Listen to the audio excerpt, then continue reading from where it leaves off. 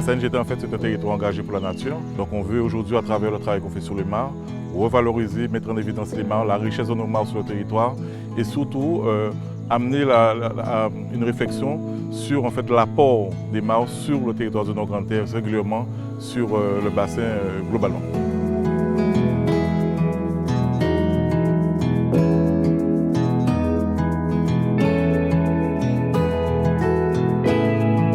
Le grand public aurait tout intérêt à revenir, à regarder les mares et même à promouvoir les mares parce que les mares sont des lieux, c'est un réservoir, d'accord, on le dit, hein, mais c'est aussi au niveau paysager, c'est magnifique.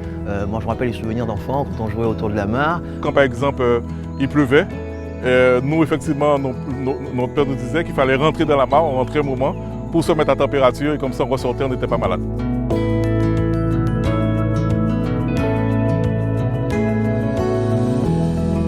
Les mares ont été à la base, en Guadeloupe, des récits que nous côtoyons aujourd'hui. Donc c'est aussi notre rôle en tant qu'acteur de la culture, en tant qu'acteur du développement du Nord-Grande-Terre, de sensibiliser chacun à cela parce que derrière ça, il y a toute l'histoire du territoire et probablement et sûrement l'avenir du territoire. On s'est rendu compte que les mares, en fait, ça sert vraiment quand il y a des phénomènes d'inondation ou autre, puisque ça nous permet de récupérer l'eau, en fait, c'est comme des tampons, un système de tampons.